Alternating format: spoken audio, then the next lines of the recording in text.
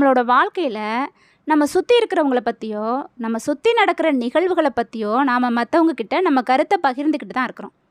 அந்த மாதிரி நேரங்களில் யாரோ ஒரு நபரை பற்றியோ இல்லை ஏதோ ஒரு நிகழ்வை பற்றியோ உங்கள் கருத்துக்களையோ விமர்சனங்களையோ பகிர்ந்துக்கிறதுக்கு முன்னாடி இந்த கதையை கட்டாயம் கேளுங்க. வணக்கம் and welcome to Pavis life changing stories. வாழ்க வளமுடன். ஒரு ஊரில் ஒரு முனிவர் இருந்தார். 4 பேர் அவரை பார்க்க வந்தாங்க. அவங்க முனிவர்கிட்ட, சாமி, இந்த உலகத்தை எங்களால் புரிஞ்சிக்கவே முடியல, அதை புரிஞ்சுக்கிறதுக்கு ஏதாவது வழி இருந்தால் சொல்லுங்க அப்படின்னு கேட்டாங்க. அதுக்கு அந்த முனிவர், தெரியலையேப்பான்னு ஒரே வார்த்தையில் பதில் சொல்லிட்டாரு. ஆனால் வந்தவங்க விடலை. என்ன சாமி நீங்கள், எவ்வளோ பெரியவர் நீங்கள், இது கூட தெரியலன்னு சொல்கிறீங்களே அப்படின்னு கேட்டாங்க. அதுக்கு முனிவர் அவங்கக்கிட்ட, சரி, இப்போ நான் உங்களை ஒரு புஷ்பக விமானத்தில் அழைச்சிட்டு போகிறேன். போகிற வழியில் ஒரு காட்சியை உங்களுக்கு காட்டுவேன். அதை பற்றி உங்களோட கருத்தை நீங்கள் சொல்லணும். கருத்து தப்பாக இருந்தால் இந்த விமானம் உங்களை கீழே தள்ளிடும் அப்படின்னு சொன்னார். சரின்னு அந்த 4 பேரும் முனிவரோடு சேர்ந்து புஷ்பக விமானத்தில் ஏறினாங்க. கொஞ்சம் தூரம் போனதுக்கப்புறம் ஒரு இடத்துல ஒரு புலி தன்னோட குட்டிங்களோடு இருந்துச்சு. குட்டி போட்டதுக்கப்புறம் தனக்கும் தான் குட்டிங்களுக்கும் பசிக்கு இறை தேட அந்த பக்கமாக போணுச்சு. அந்த பக்கமாக ஒரு மானும் வந்துச்சு. அந்த மானுக்கும் ஒரு குட்டி இருந்தது. அது அப்போ தான் தாகத்துக்காக தண்ணீர் குடிக்க வந்துச்சு. மானை பார்த்த அந்த புலி சட்டுன்னு அது மேலே பாஞ்சு அதை கொன்னுட்டு தானும் சாப்பிட்டுட்டு தன்னோட குட்டிங்களுக்கும் கொடுத்துச்சு. அதை சாப்பிட்ட அந்த புலிக்குட்டிங்க ரொம்ப சந்தோஷமாக இருந்துச்சுங்க. இந்த பக்கமாக தான் அம்மாவை பறி கொடுத்த அந்த மான்குட்டி ரொம்ப வருத்தத்தில் இருந்தது. இந்த காட்சியை அவங்க கிட்ட காட்டின முனிவர், இதை பற்றி உங்கள் கருத்து என்னன்னு சொல்லுங்கன்னு கேட்டார்.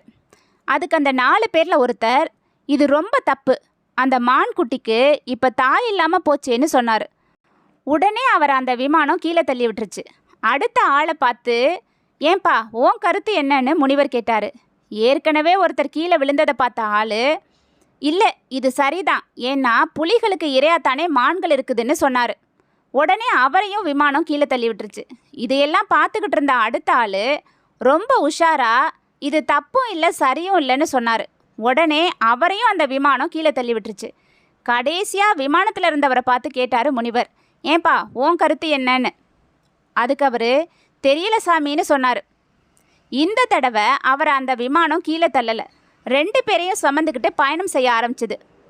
நம்ம வாழ்க்கைக்கு எது தேவையோ அதை மட்டும் நாம் புரிஞ்சுக்கிட்டா போதும். தேவையில்லாத விஷயங்களை தெரிஞ்சுக்க முயற்சி பண்ணுறது ரொம்ப தப்பு. அதே மாதிரி நமக்கு தெரியாத விஷயங்களை பற்றி நமக்கு தெரிஞ்ச மாதிரி பேசுகிறதும் தப்பு. தெரியாத விஷயங்களை தெரியாதுன்னு ஒத்துக்கிறது தான் உத்தமம். தேவையில்லாத விஷயங்களை பற்றி பேசும்போது அது அனாவசியமான குழப்பத்தை தான் உருவாக்கும். உண்மையிலேயே நமக்கு புரியலையா, தெரியலைன்னு ஒத்துக்கிறது தான் சிறந்தது. இந்த கதையை கேட்டுட்ருக்க நீங்கள் இனிமே யாரை பற்றியும் எதை பற்றியும் தேவையில்லாமல் எந்த விமர்சனமும் பண்ண மாட்டீங்கன்னு நான் நம்புகிறேன். இதை நல்லா புரிஞ்சுக்க இன்னொரு கதை சொல்கிறேன், கேளுங்க. நம்ம எந்த வேலையை செஞ்சாலும் யாராவது ஒருத்தர் நம்மளை பற்றி குறை சொல்லிக்கிட்டே இருப்பாங்க. நம்ம என்னதான் யோசித்து நல்லதை செஞ்சால் கூட அதில் ஒரு குத்தம் கண்டுபிடிப்பாங்க.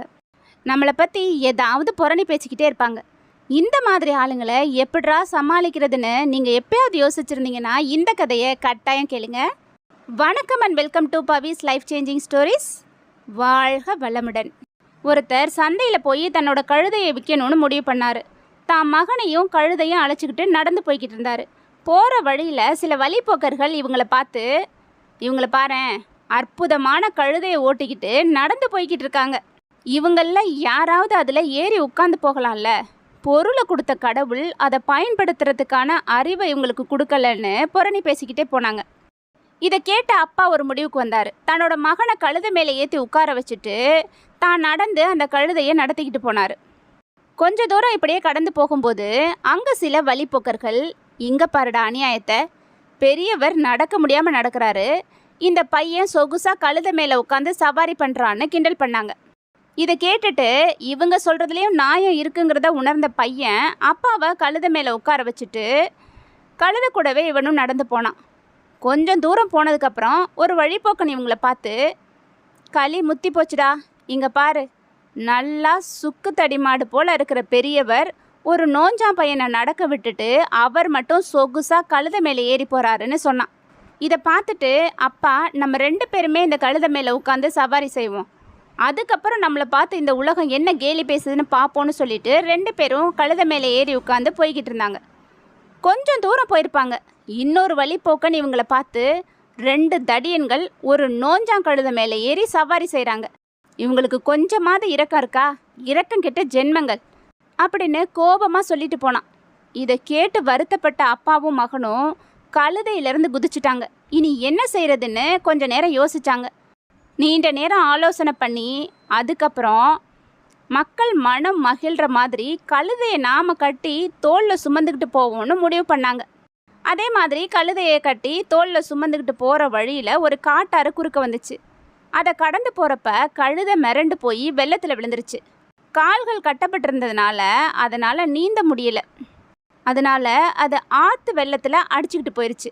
அப்பாவும் மகனும் என்ன செய்கிறதுன்னு தெரியாமல் திகைச்சு போய் நின்னாங்க.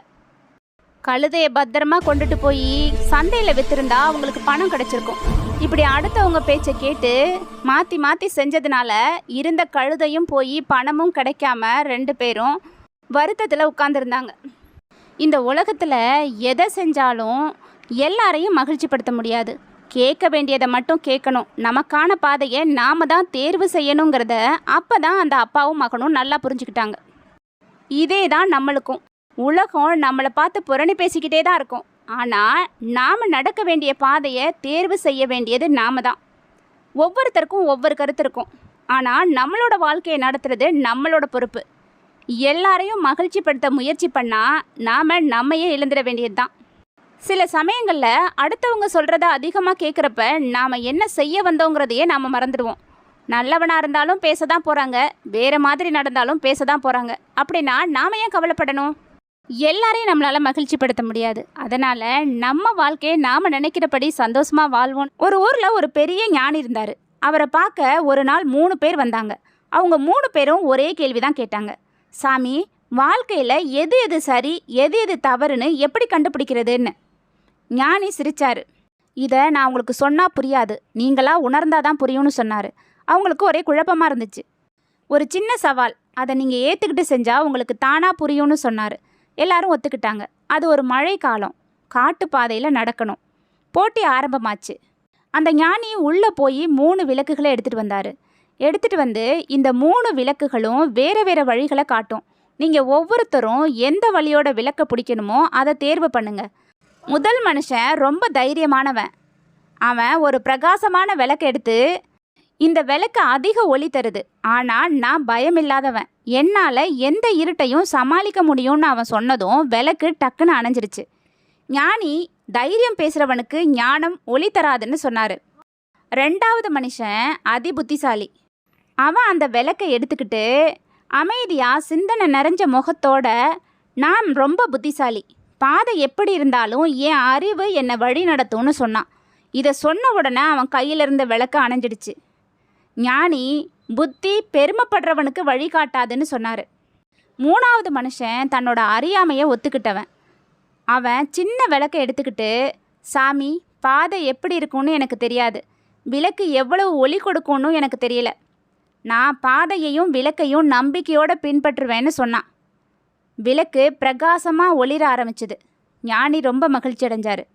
வாழ்க்கையில் ஒவ்வொரு பிரச்சனையையும் கட்டாயம் புரிஞ்சுக்கணும்னு எந்த அவசியமும் இல்லை. சில நேரங்களில் தெரியலைன்னு ஒத்துக்கிறது தான் பெரிய ஞானம். அறியாமையை ஒத்துக்கிட்ட மனசுக்கு தான் வாழ்க்கை உண்மையான ஒளியை காட்டும். அதுக்கப்புறம் 3வது மனுஷனோட ஞானி பயணத்தை தொடர்ந்தார். இதிலிருந்து 3 விஷயங்களை நாம் தெளிவாக புரிஞ்சுக்கணும். எல்லாத்தையும் தெரிஞ்சுக்க வேண்டிய அவசியம் இல்லை. நம்மளால் புரிஞ்சிக்க முடியாத விஷயங்களுக்கு ஒரு சில காரணங்கள் இருக்கலாம். உண்மையான ஞானம் தைரியத்துலேயும் இல்லை, பெருமையிலையும் இல்லை. அறியாமையை உண்மையாக ஒத்துக்கிற மனசில் தான் இருக்குது. இந்த கதை உங்களுக்கு பிடிச்சிருந்தா இதை பற்றின உங்களோட கருத்துக்களை என்னோட மறக்காமல் ஷேர் பண்ணிக்கோங்க. நன்றி, வணக்கம்.